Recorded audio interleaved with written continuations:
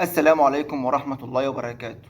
يوم القيامة. يوم القيامة هو اليوم اللي هيجي بعد نهاية الدنيا وهلاك جميع الأحياء، ولن يبقى أحد سوى الله سبحانه وتعالى. فهو الله سبحانه وتعالى الحي الذي لا يموت. قال تعالى: كل من عليها فان ويبقى وجه ربك ذو الجلال والإكرام. ربنا سبحانه وتعالى في اليوم ده هيبعث كل الخلائق علشان محاسبتهم على كل الأعمال اللي عملوها، وبعد كده يساق العباد إلى دار الخلد، كل واحد على حسب عمله، إما إلى جنة وإما إلى نار. يوم القيامة بقى هيكون في أهوال كتير قوي، ومش هينجو من الأهوال دي غير اللي كان عمله صالح فقط. من الأهوال اللي هتحصل يوم القيامة أهوال هتحصل للسماء، تتبدل ملامح السماء، وده اللي هيحصل بعد تصدعها وانشقاق وتخلل في أركانها، مما يؤدي إلى انهيار السماء، وهتفضل تتحرك حتى تموج في بعضها. قال تعالى: يوم تمور السماء مورا. وهيفضل يتغير شكلها لحد ما تاخد شكل تاني علشان يشوف الإنسان الحاجة اللي كانت مستخبية عنه، أو الغيب اللي كان مستخبي عنه. قال الله سبحانه وتعالى: فإذا انشقت السماء فكانت وردة كالدهان. ويبقى لونها أحمر زي الورد، ويكون لونها زي الزيت المغلي أو الرصاص المصهور، وهتكون ضعيفة جدا علشان الملائكة نزلت منها خلاص. قال تعالى: وانشقت السماء فهي يومئذ واهية. وهيكون فيها أبواب لكسر التشققات اللي هتكون فيها، وهتنزل الملائكة من الأبواب دي، وفي الآخر خالص تطوى وتزول السماء وتتبدل بسماء أخرى. قال جل وعلا: يوم تبدل الأرض غير الأرض والسماوات وبرزوا لله الواحد القهار. وبرضه في أهوال هتحصل للشمس والقمر. الشمس يوم القيامة هتظلم ويذهب نور القمر، وبعد كده يجمعان ويرمى بهما. قال النبي صلى الله عليه وسلم: الشمس والقمر مكوران يوم القيامة، يعني ملفوفان في بعضهما ويذهب نورهم. الأهوال اللي هتحصل للنجوم والكواكب: تنطفئ النجوم وتعتم ويتغير شكلها، وهو ده اللي بيسمى بالطمس، وبعد كده تتساقط. أما اللي يحصل بقى للكواكب فإنها تنكدر وتظلم ويتوقف عن الحركة والدوران. وذكرت الأحداث دي في قوله تعالى: وإذا الكواكب انتثرت، تناثرت وراح شكلها بعد ما كانت جميلة. أما بقى الأهوال اللي هتحصل للأرض وللجبال: تسير الجبال وتكون كالهباء المنفوش. عارف انت ايه الهباء المنفوش ده؟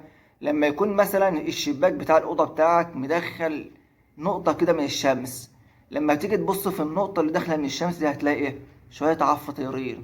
الجبل يوم القيامة هيكون زي العفر ده، هباء. والأرض هتشقق، وبعد النفخة الأولى تطوى الأرض وتبدل الأرض بغيرها، وأي جبال وأي مرتفعات هتكون في الأرض مش هتكون على نفس الشكل اللي كانت عليه، وهتكون الأرض منبسطة ليس فيها أي مرتفعات. قال الله جل وعلا: كلا إذا دكت الأرض دكا دكا. الأرض دلوقتي ثابتة علشان الجبال فيها، لكن يوم القيامة الجبال دي كلها هتروح وهتصبح كالرمل بعد أن كانت ثابتة صلبة. قال تعالى: يوم ترجف الأرض والجبال وكانت الجبال كثيبا مهيلة. عارف انت الصوف المنفوش ده؟ الجبال هتبقى عاملة زيه بالظبط، ومش هيبقى لها أي أثر. قال تعالى: ويسألونك عن الجبال فقل ينسفها ربي نسفا فيذرها قاعا صفصفا لا ترى فيها عوجا ولا أمتا. وبرضه في أهوال هتحصل للبحار: تسجر جميع البحار يوم القيامة. قال تعالى: وإذا البحار سجرت، يعني بقت كلها نار فتيبس يوم القيامة، يبقى كله يابس. ربنا سبحانه وتعالى جه في الآية ديت وجمع البحار، ما قالش بحر، وده في دلالة على إنها كتير وعظيمة. قال ابن عباس إن في احتمالية لوجود النار تحت البحار، فهي الآن غير مسجورة، ويوم القيامة يسجرها الله ويجعلها نارا. أما بقى عن الأحداث اللي هتحصل يوم القيامة بالترتيب، فهو إن شاء الله موضوع الحلقة اللي جاية.